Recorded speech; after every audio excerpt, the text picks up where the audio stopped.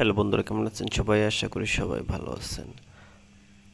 আমাদের এই চ্যানেলে যদি আপনি নতুন হয়ে থাকেন, অবশ্যই সাবস্ক্রাইব করে পাশে থাকা বেল আইকনটি প্রেস করে রাখুন, যাতে নতুন নতুন ভিডিও আপলোড করার সাথে সাথে আপনার নোটিফিকেশনে চলে যায়। আজকের গল্প দায়িত্বের সংসার, লেখিকা সৌরভী সুভাষিনী, পর্ব 15 এবং 16। সকাল সকালে এত বড় সারপ্রাইজ আশা করেনি অতসী। মা এসেছে। প্রায় 1-1.5 মাস পর দেখলো মাকে। জ্বরের কথা শুনে এসেছেন, সাথে রান্না করে নিয়ে এসেছে মেয়ের পছন্দের সব। অতসী বেশ তৃপ্তি করে খাচ্ছে। সায়ান শুধু তাকিয়ে দেখছে। হালকা কপি কালারের সুতি শাড়ি পরা অতসীর চুলগুলো হাত খোপা করা, সামনের চুলগুলো গলার দুপাশে স্পর্শ করছে। নাকে ছোট্ট ডায়মন্ডের নাকফুল, ঠিক তিল থেকে 2 সেন্টিমিটার নিচে। ঠোঁটগুলো বারবার নড়ছে। বাম হাতের কনিষ্ঠের তিল বারবার টানছে সায়ানকে।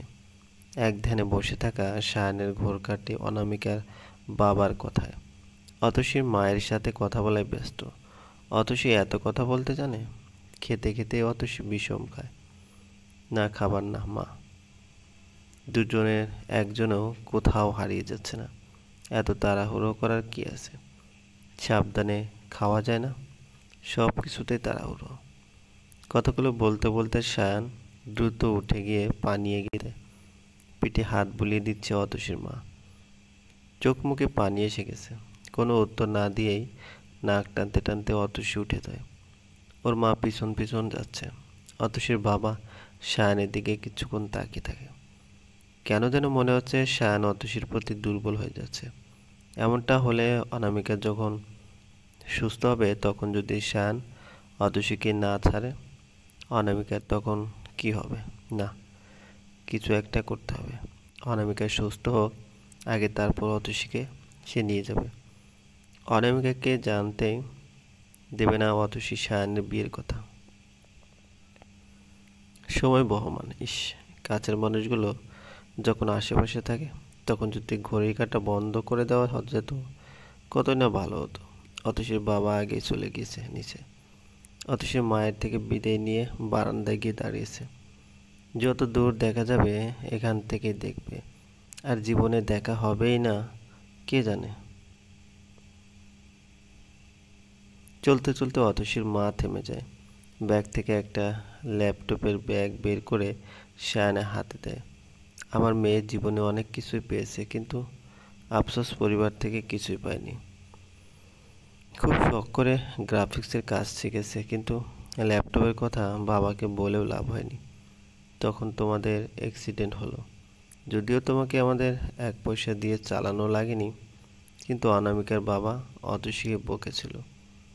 তার মায়ের এই বিপদের সময় অতসীর গ্রাফিক্সের কাজ শেখা, ল্যাপটপ কেনা একদম বেমানান ছিল। তাই কিনে দেওয়া তো দূরে থাকবে, সেসব কথা। এটুকু আমার মেয়েটা তার অনেক শখ আহ্লাদ 2 চোখের পানিতে ভাসিয়ে দিয়েছে।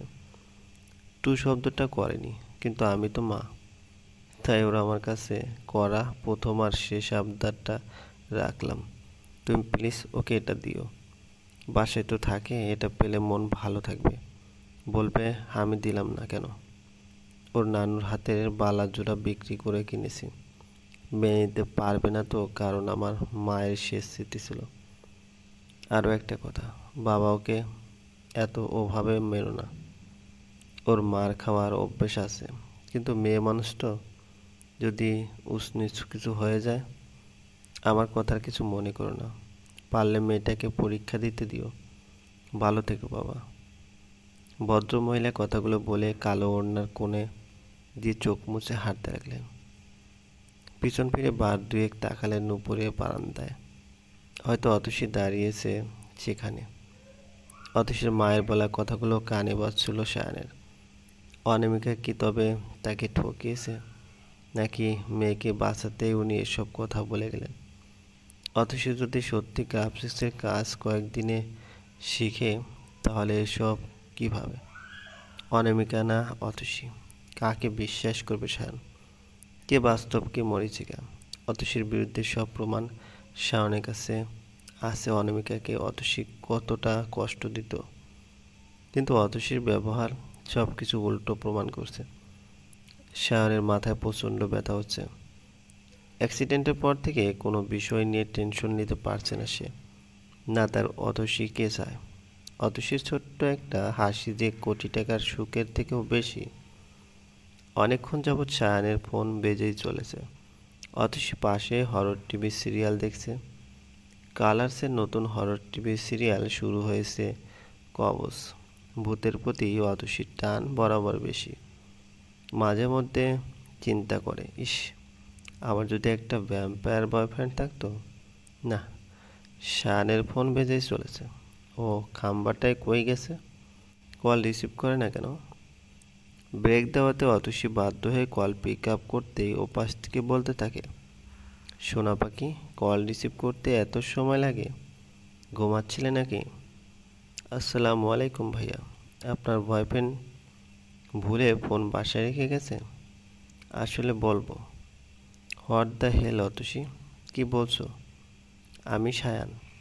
এহ, আমি মনে করেছি আপনার কোনো boyfriend. What kind of nonsense is this? Are you mad? আমি কি করে বুঝবো আপনি কল দিয়েছেন? স্ক্রিনে নাম উঠেছিল মাই ফোন লেখা উঠছে, তো মনে করছি আপনার বয়ফ্রেন্ড কল দিছে। যেহেতু ছেলে কণ্ঠ। Will you please stop? আচ্ছা, আমাকে দেখে তোমার অমন মনে হয়? Are you thinking not? না মানে, আপু ঘুমাচ্ছে, খাইয়ে দিয়েছি, নার্স আছে, আর আমিও পালিয়ে যাইনি। আমি এসব জিজ্ঞেস করেছি? হয়তো করতেন, তাই বললাম। তোমার রেজিস্ট্রেশন নাম্বার বলো। মানে? রেজিস্ট্রেশন নাম্বার বুঝো না? ওইটা বলো, প্লাস অ্যাডমিন রোল। ওসব বাবা বিয়ের দিন ছিঁড়ে ফেলেছে, আমার কাছে নেই। মনে তো আছে নাকি? প্লিজ জলদি বলো। আচ্ছা, ধন্যবাদ। ফোন রেখে গেলে কল দিলেন কি দিয়ে? আমার ফোন কি একটা নাকি? আমি জানি নাকি? আচ্ছা রাখছি, একটু ব্যস্ত আছি, দ্রুত আসবো। খেয়াল রেখো দুজনে। অতসী কল কেটে দিয়ে বসে থাকে কিছুক্ষণ। লোক না খাম্বা, কি মনে করে নিজেকে? আমি কি করে বুঝবো যে উনি কল দিছে? জীবনে কোনোদিন আমার সাথে ফোনে কথা বলেছে? ফোনটা এবার রেখে যাওয়ার কি দরকার ছিল? ভাল লাগে না। আল্লাহ, তুমি একটা বিমান দাও, আমি উড়ে উগান্ডা চলে যাই। বিমানের কথা মনে হতেই দিহানের কথা মনে হয় অতসীর। দু চোখ পানিতে টলমল করছে। দৌড়ে ছুটে যেতে ইচ্ছে করছে দিহানের কাছে, কিন্তু রাইমা কষ্ট পাবে। আচ্ছা, আজ বাদে কাল যখন অনামিকায় সুস্থ হবে, তখন অতসীর কি হবে? কোথায় যাবে? বাবার বাড়ি? বাবা জায়গা দিবে তো? ক্যাফেতে প্রায় 48 মিনিট যাবৎ অপেক্ষা করছে আফরিন। ইফাদের সময়ের জ্ঞান কি কোনো দিন হবে না? এমনিতেও সারা সপ্তাহ দুজনেই ব্যস্ত থাকে। এই বুধবার বিকেলে দুজনের জন্য একটু ফ্রি সময় বের করে নেয়। অথচ গত 1 মাস যাবৎ ইফাত তাও দিতে পারছে না। এভাবে যে মেয়েটার কষ্ট হয় বোঝে না। প্রিয় মানুষের সাথে দেখা করতে আসলে একটু সাজগোজ করে আসতে হয়। হালকা কাজল, লিপস্টিক, সাথে খোলা চুল এসব লাগে সামনের মানুষকে স্পেশাল ফিল করানোর জন্য। কথাটা ইফাত একদিন আফরিনকে বলেছিল। যেদিন আফরিন একটু অগোছালোভাবে চলে আসে, খুব লজ্জা লেগেছিল। এরপর থেকে আফরিন ইফাতের সাথে দেখা করতে আসলেই শাড়ি পরে সেজে বের হয়। কিন্তু ইফাতটা যে কই? 5 মিনিট পর ইফাত আসে। এসে বসতে বসতে বলে, সরি সরি সরি, দেরি হয়ে গেল। কোথায় ছিলে? একটু কাজে। কি কাজ? অতসী অ্যাডমিট। কথাটা শেষ করতে দেয় না আফরিন। অতসী নামটা যেন এতক্ষণে অভিমানের উপর ঘি ঢেলে দিল। আবার ওই মেয়ে? আচ্ছা, ওই মেয়ে ছাড়া আর কোনো কাজ নেই তোমার? মানে? মানে কি বোঝো না? আমার সময় হয় না, অথচ ওই মেয়ের জন্য এত কিসের আদিক্ষেতা? কি সম্পর্ক তোমাদের? তুমি জানো ও আমার ছোট বোনের মতো। তারপরও তুমি রেগে আছো? না, পানি খাও। পানি my food. Are you think I am a little girl? No mister Ifat Chowdhury. Afrin, relax dear. শোনো, মায়ের পেটের বোন ছাড়া অন্য কেউ কোনো দিন বোন হতে পারে না।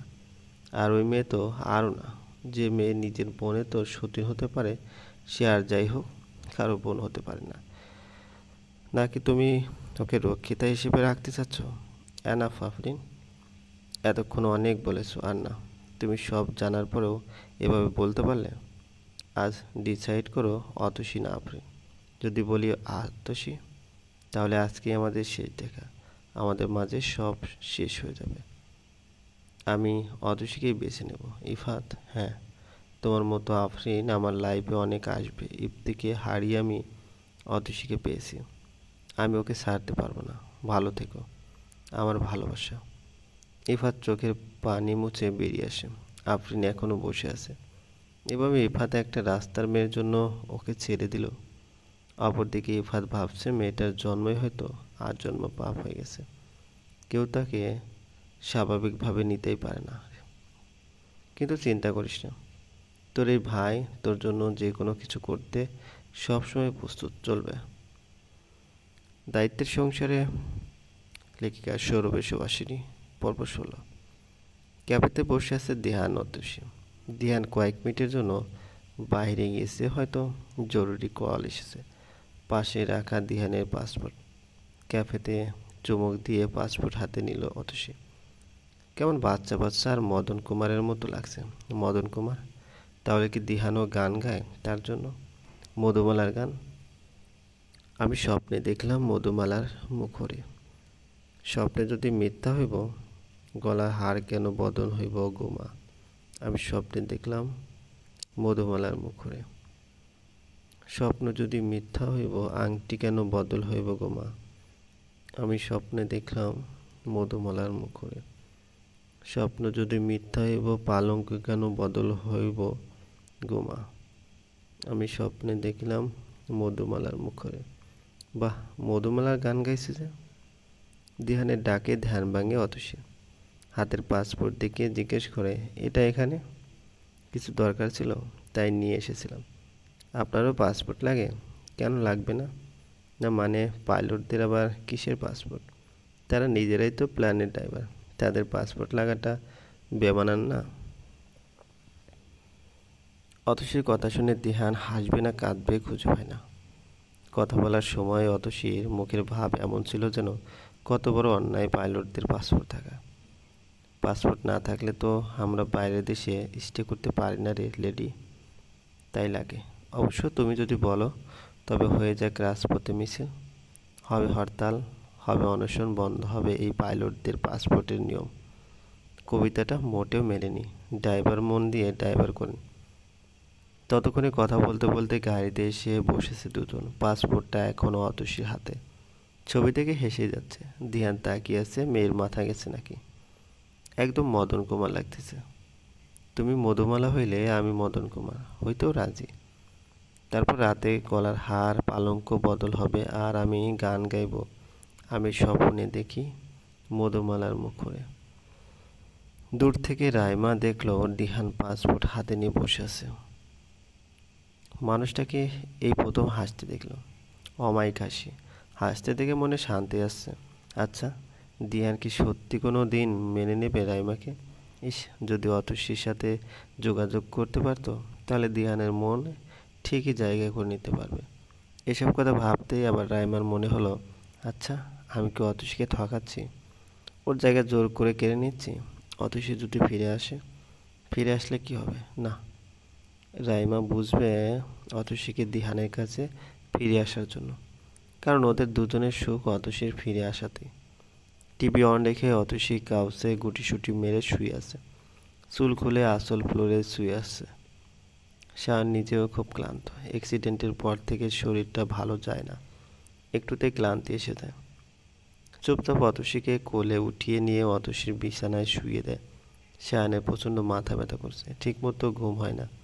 কাউসে আর কত ঘুমানো যায়?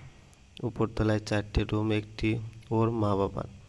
সে রুমে কাউকে যেতে দেয় না, কারণ রুমের আনাচে কানাচেতে আছে তাদের স্পর্শ। আরেকটিতে যে অনামিকা, যা সায়নের রুম। পাশের রুম স্টাডি রুম, অন্য রুমে অতসী। ফ্রেশ হয়ে অতসীর পাশে শুয়ে পড়ল, সাথে সাথে যেন রাজ্যের ঘুম জেগে বসেছে দু চোখে। অতসী বেশ বুঝতে পারছে তার পাশে কেউ একজন আছে, মিস্টার মাহমুদ। হ্যাঁ, উনি ছাড়া আর কে থাকবে? কিন্তু উনি আমার বাঁ পাশে কি করছে? উনি কি জানে না স্বামীদের সবসময় স্ত্রীর ডান পাশে ঘুমাতে হয়?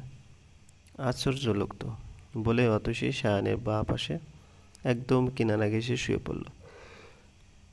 অতসী আবার ঘুম ঘুম চোখে তাকিয়ে দেখল তার চুল ফ্লোর স্পর্শ করছে। কি ভেবে আবার উঠে বসে চুলগুলো খোপা করে শাড়ির আঁচল টেনে শায়ানের পাশে শুয়ে পড়ল। ভাগ্যিস মনে পড়েছিল দাদির কথা। দাদি বলতো বেহুলার চুল বেশ সাপ উঠে লক্ষিন্দরকে কামড়েছিল, তাই স্বামীর পাশে শুলে যেন কখনো চুল মাটি স্পর্শ না করে। যদিও কুসংস্কার, তবু অতসীর অবচেতন মন এসব নিয়ম ঠিক মেনে চলছে। অতসীর অবচেতন মন শায়ানকে স্বামী বলে স্বীকৃতি দিচ্ছে। ওই যে কবুল, কবুল শব্দটার শক্তি যে অনেক। যে শব্দটা তিনবার পড়ে বাঙালি নারী পারে সম্পূর্ণ অচেনা অজানা মানুষকে নিজের সব থেকে আপন মানুষ হিসেবে স্বীকৃতি দিতে। সত্যি কি অতসী পারবে শায়নকে তার জীবনের সাথে বেঁধে রাখতে? না অপেক্ষা করছে কোনো ঝড় যা শেষ করে দেবে সবটা? চলবে। গল্পটি ভালো লাগলে অবশ্যই লাইক করবেন, অবশ্যই কমেন্ট করে জানিয়ে দিবেন গল্পটি কেমন হলো। ধন্যবাদ, ভালো থাকবেন।